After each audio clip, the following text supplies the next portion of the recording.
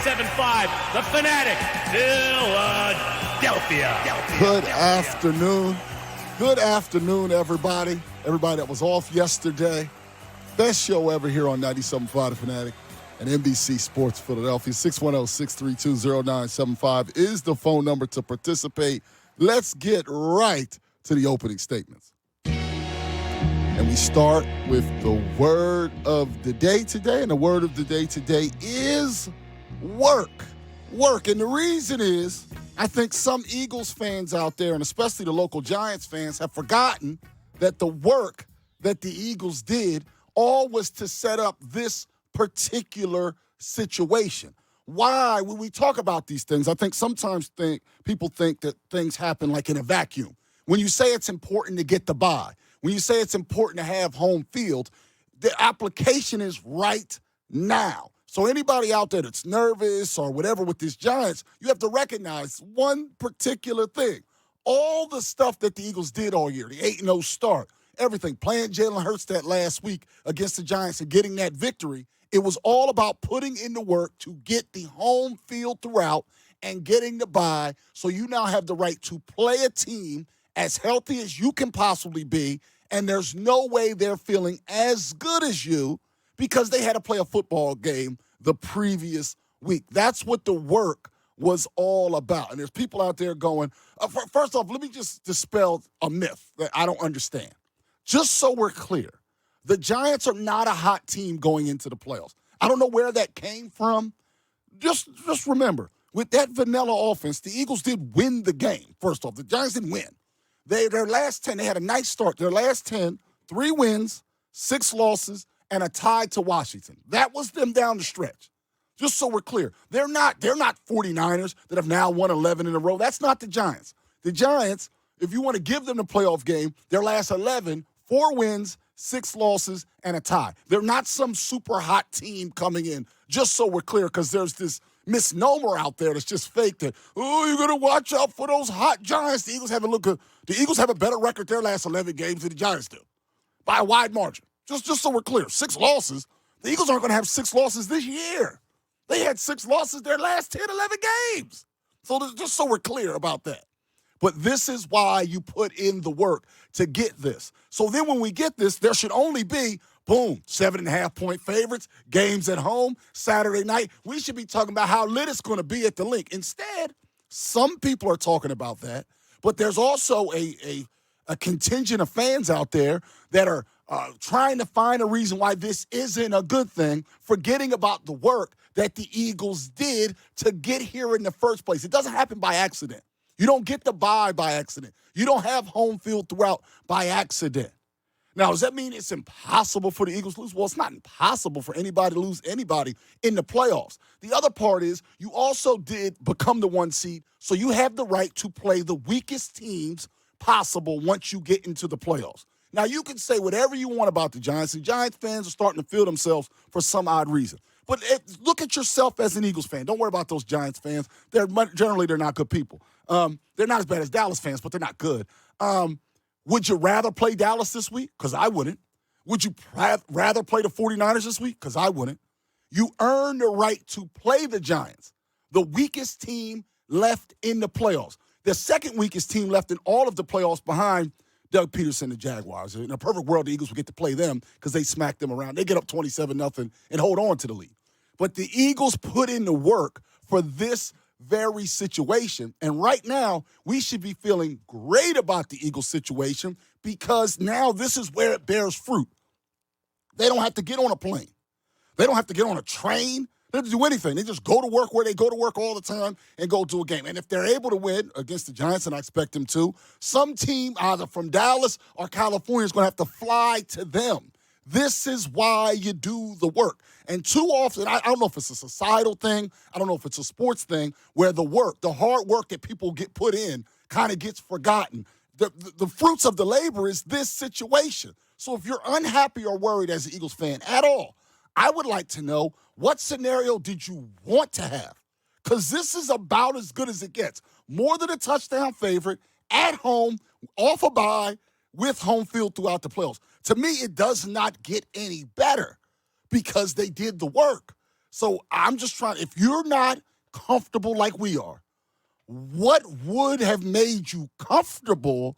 Because to be honest with you, it doesn't get much better than what we have right now, Hunter Brody. That's absolutely true. Yeah, I mean, I'm stoked. I can't wait for this game on Saturday. I feel great. Jalen Hurts practicing. He's going to practice. He feels fantastic. The arm feels great. The shoulder feels phenomenal. We're ready to rock and roll. That's where I'm at. And, I think it's funny because you laid out the fact that some people look at the Giants as a hot team. And I think the reason they feel that way is because they won a playoff game.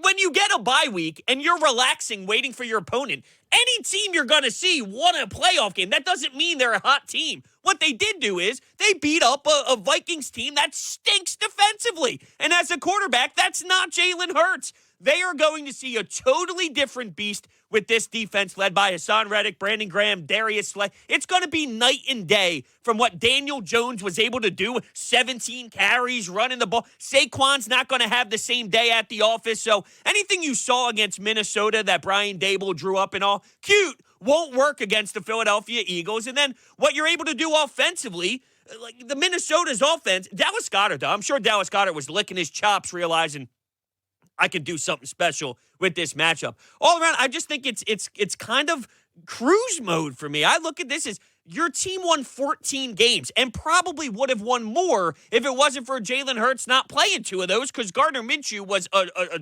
terrible, terrible quarterback in that loss to the New Orleans Saints.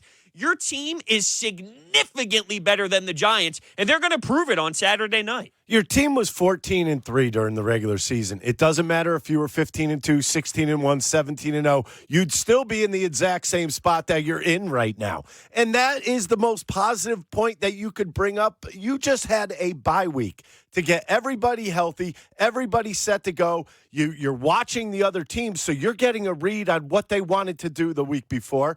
What were the Eagles fans thinking, that the Seahawks were actually going to come in here and play? I mean, come on. You're not always going to get the worst team. You're getting the Giants, a team that you've already beaten twice. And I knew there was a reason why I listened to New York radio. Remember I told you guys a couple weeks ago when they played that game against the Eagles, where the Eagles come out very vanilla, kind of played just very regular type football, not very inspired in that game, but they did enough to win the game against the Giants' second, third stringers.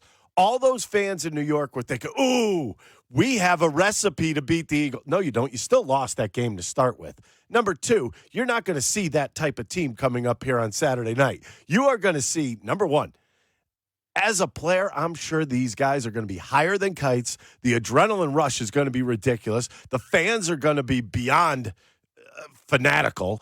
And then you have a team that has the best roster, or at least one of the top 2 or 3 rosters in football, going up against the Giants, who do not have that type of roster. Yes, they beat a team in Minnesota, but Minnesota was in. Whoever played Minnesota was in that every game until the end, if you think about it, all season long. Sooner or later, that was going to break. Well, it broke into playoffs because you're playing decent teams. I'm not saying the Giants are a bad team, but the Eagles are a much better team altogether. Plus, they had a week to relax, watch these games on TV, and now get prepared for the New York Giants. And now time to start the Twitter poll with Jen Skorda. Hello, fellas. How confident are you that the Eagles will beat the Giants on Saturday night at the Link? You can say very confident, somewhat confident, or very low confidence. Right now, early votes have 57% at very confident. 57% at very confident. And then we got 38% in somewhat confident. But if you're only saying somewhat confident, that means you're just lying. I don't feel like you're not confident. If you're somewhat confident, yeah, you can't be like on the teeter-totter in the middle there. Like middle of the road confidence, yeah. That's not a real thing. And this is what I mean. It's out there, and I'm trying to understand why. Why? What is it about them that makes you so afraid? It can't be based on results on the field. It can't be, because nothing about the results would shake you about anything, including those 49ers that people are afraid of. By the way, you don't even know if you're going to play them. Dallas has to, you don't know. You don't know Dallas has a shot in that game. They do. Like, they just do. I don't know who's going to win that, and I think that game's going to be close. So if you go out there and take care of business at home against the Giants, either one of those teams has to come through a war and then get on a plane. That's another huge advantage. I don't understand how everybody's not extremely confident. Does that mean that there's a 0% chance they lose? Of course not.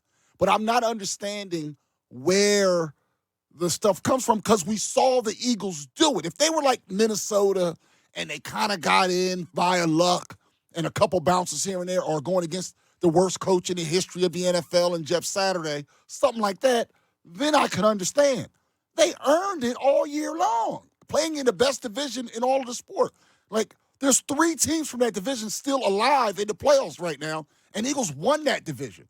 So where is it coming from when the resume speaks for itself? I also like to look at what else is happening over the weekend. This is the divisional round of playoffs. You're not going to be playing just bums anymore. Right. You could be Bengals Bills. Think about what that could be. Right. You could be Dallas Niners. Like, right. This is a divisional round matchup, and you pull the New York Giants. It's a pretty damn good spot to be in. Just like the Chiefs. The Jags. That's a great move. I think it all comes down to, I almost feel like the poll is saying we don't want to be overconfident here. But you should be. Right. You should be. You number one, you destroyed this team on their home field earlier on in the season. Then you played against their second and third stringers. You still beat them. It was a kind of a lazy game, I think, on both ends. But now all of a sudden, you have a rested team. You have a healthy quarterback coming back that looks to be 100%. Mm-hmm. That's all I need to know. Because he is one of the top candidates for MVP. How could you not be confident? The more I think about this, though, I don't know if it's Giants-based. What I mean is, if we were to pull, let's say, the Seahawks, I know the response we'd get. We can't beat the Seahawks. Oh, I don't care that Russell Wilson's not there anymore. We always have a problem with the Seahawks. So it doesn't matter. Eagles-based. Yeah, right. It's just, it doesn't matter who. The portion of the fan base would have found a way to tie in their fear with it. It just would have been something different. We don't know why it's the Giants, but I know for a fact if it was Seattle, it would be we can never beat them. Do you disagree with that? No, I think they would. Yeah, but you would rather play the Giants. You don't want to play Dallas now. Now you can make an argument that you almost can root for Dallas for next week because that would make it the most fun matchup. But you don't want to play them now because they're better than the Giants are. Hence why they were kicking the Giants' butt out there later in the season. Part of the 3-6-1 from down the stretch from the Giants was a loss to the Cowboys. Yeah, like I'm confused. I don't understand it. I don't fundamentally understand it from people. Also, we're about to go to Jose in Gilbertsville. I think some people fell for the okie doke. What do you mean?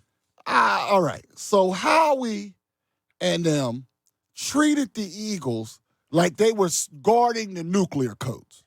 All right? You couldn't find out what was happening in practice. You didn't see the starters during training camp. There's injuries that we know players are hurt. Sirianni just comes to the press conference and lies. Remember, it was like a whole day afterwards, and he still hadn't heard about an MRI result that a guy had the day before. Like, he just comes out here and lies.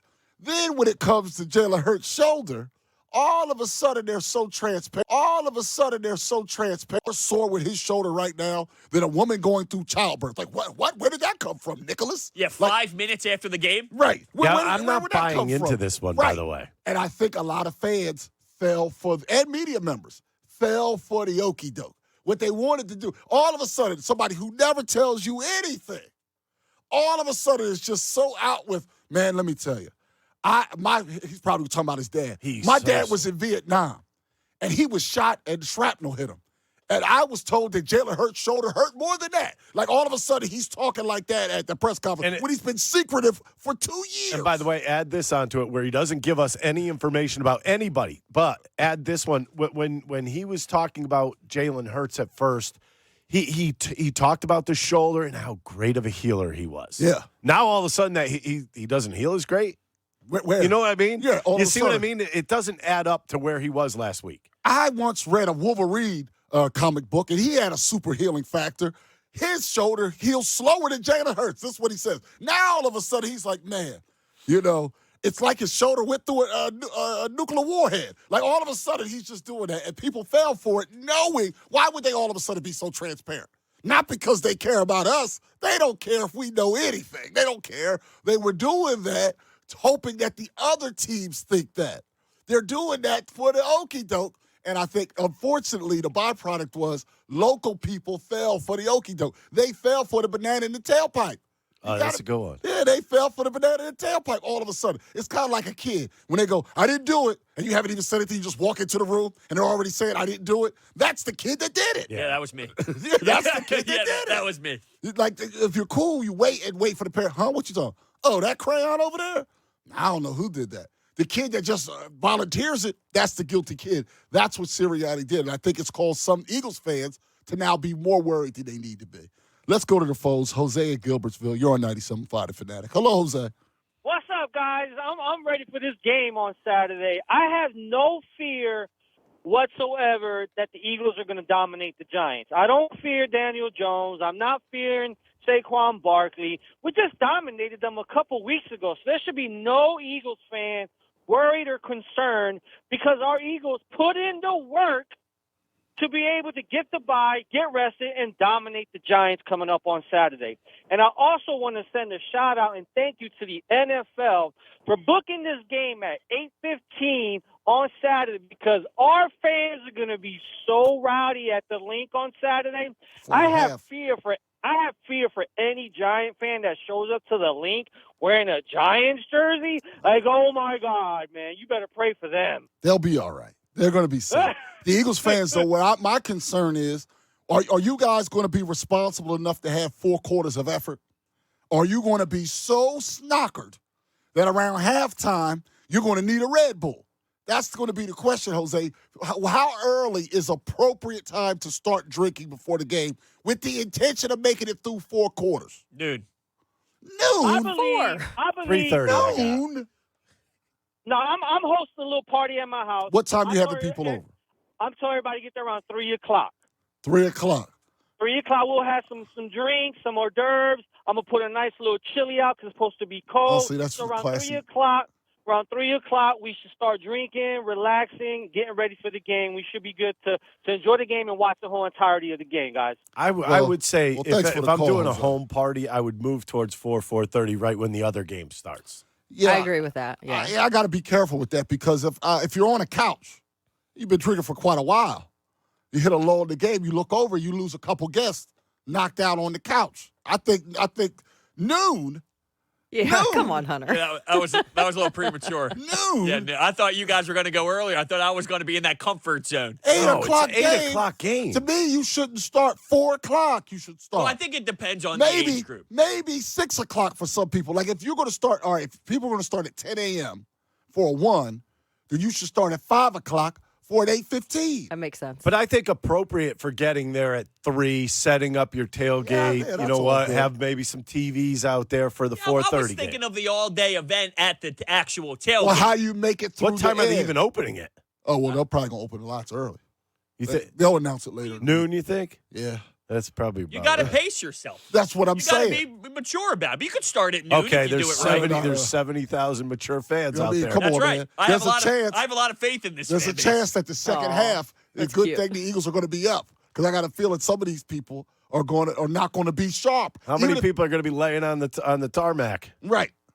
I'm just saying. I've seen it before. 610-632-0975. We'll get some more of your phone calls on the other side. And also, if Tom Brady isn't done, and I think he is, some athletes that hung on too long and have ruined their legacies. We'll talk about that on the other side here on 97.5 The Fanatic, NBC Sports Philadelphia. Word of the day is work.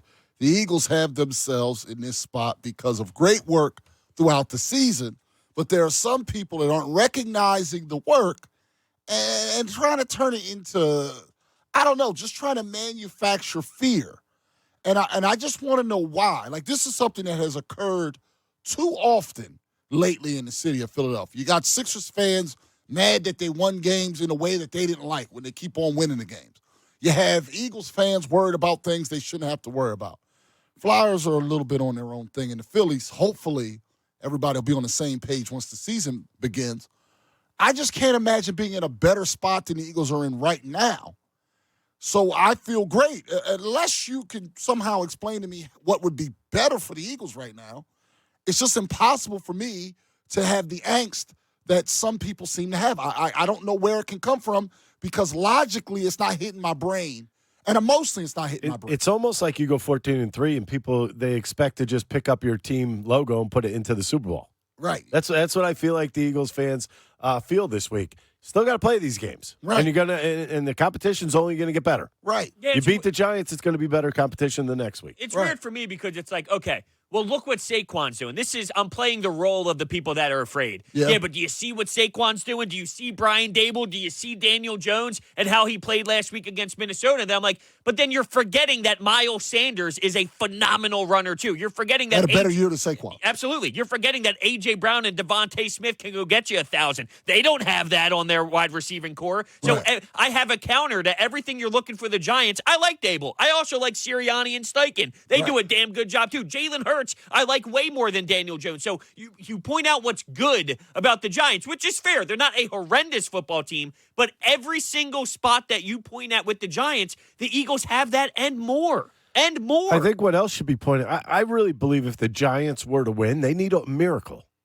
A miracle. I think the Eagles are that good. I think the Eagles are that solid. I think that Sirianni's been a great coach all season long. I think you have an MVP type quarterback.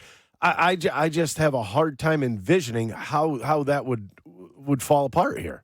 I can't see it. Especially if the focus is on, if you stop Saquon, right, and you make Daniel Jones one-dimensional, are they going to beat you in the pass game all game long? No. Absolutely No. not. And even if Saquon has a couple nice runs, I still don't think that's enough to do it. But my point is, if you make it hard for Saquon, which they brought in Joseph and Sue because they know that was a flaw at one point of the season, Daniel Jones isn't good enough to will them the victory with the passing game and then using his legs sometimes. No, and he had to run a lot. And if he has to run a lot, 17 times. also, like, don't get me wrong, he had a cute little year, Saquon, 1,300 yards, 4.4 yards a carry. What was the passing game? I know people bring that up. I'm just Yeah, curious. 57 catches this year. Okay. Which is, he had a nice year.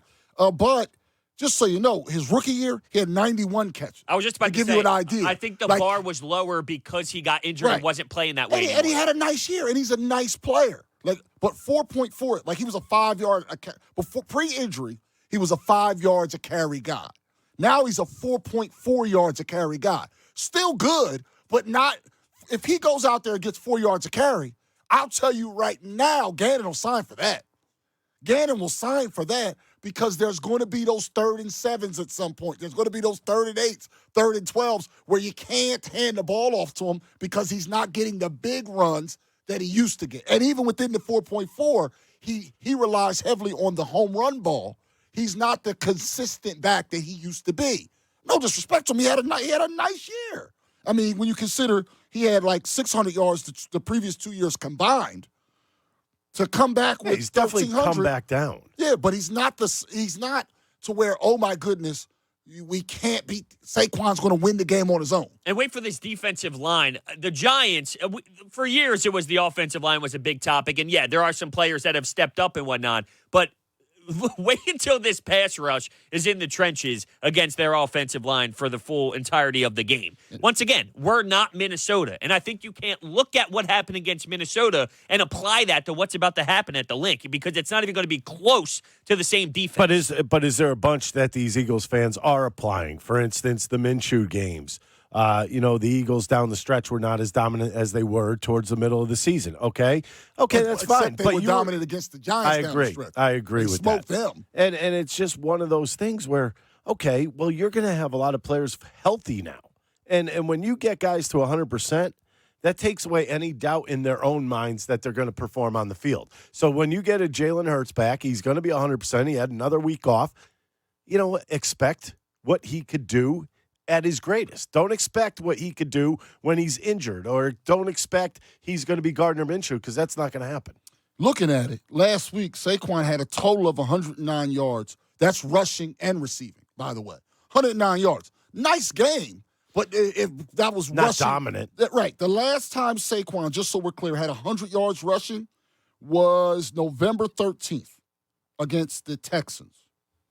He had 152 yards. After that, 22, 39, 63, 28, 87, 84, 58, 53 as far as now, rushing. outside of the Texans. Since then.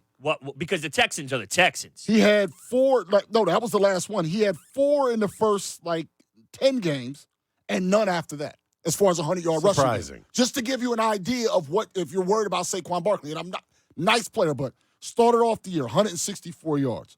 He had 146 against the Bears. He had 110 against Jacksonville, 152 against Houston, and his high after that was 87 yards. And I think you put pressure on Daniel Jones and you cut off his lanes to run. I think that changes everything. You won't see that type of game that you saw in Minnesota where he has the lanes to take off running. The Eagles are not going to let that happen. And last week against Minnesota was the first game in which he had more than one rushing touchdown in a game.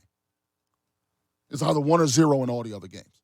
So unless you believe the Eagles' defense is every bit as bad as Minnesota's, and if you think that, you think that, Saquon would have to jump off. It's going to have to be Saquon or Daniel Jones to have a special day. And even, I'm telling you, if he gets 50 yards rushing and 50 yards receiving, and that's the cap on his numbers, 109 total yards, the Eagles win the game. Saquon's going to have to do more than he did against Minnesota. A lot more. Right, he had 53 rushing, 56 passing. Simple math, 109 total.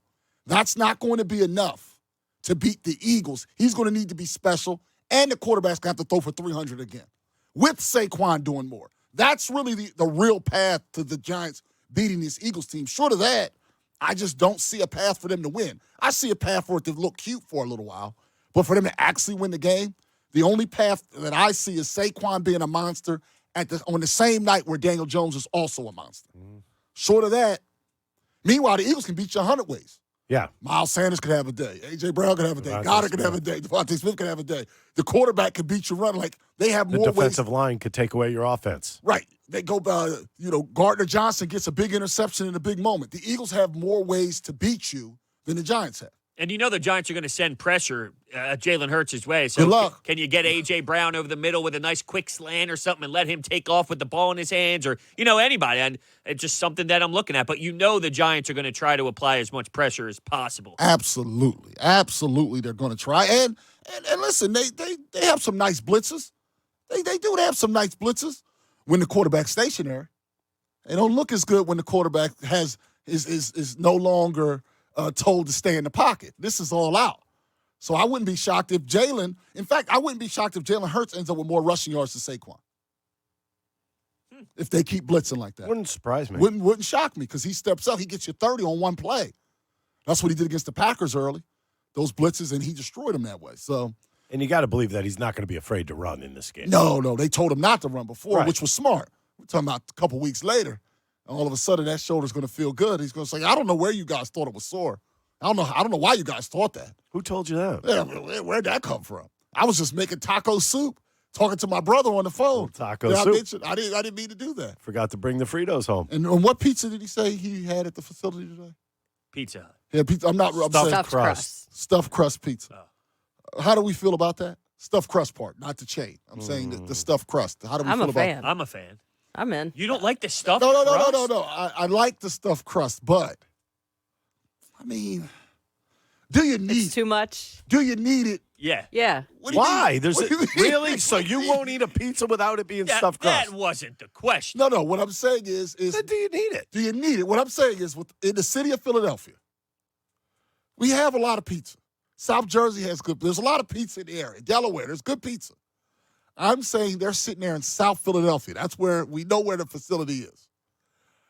And again, where he wants to ordering pizza for everybody's not enough. You got to get the stuffed crust. I'm saying is that so. Okay, I've seen you guys eat pizza without the stuffed crust. That's correct. And I've never heard you guys go, oh, this just isn't the same without the stuffed crust. I'm saying, do you need it? Yes, the stuffed crust comes with where it comes from, right? Like, there are certain pizzas where you know that Well, multiple chains now do the stuffed crust. Right, if you go to some of these multiple chains, the stuffed crust is needed. I won't go to certain chains and then not get the stuffed crust. What I mean is then why order from that particular chain if the pizza doesn't stand on its own? Do you need to order it? Yeah, it's an added bonus. Yeah, it's just added.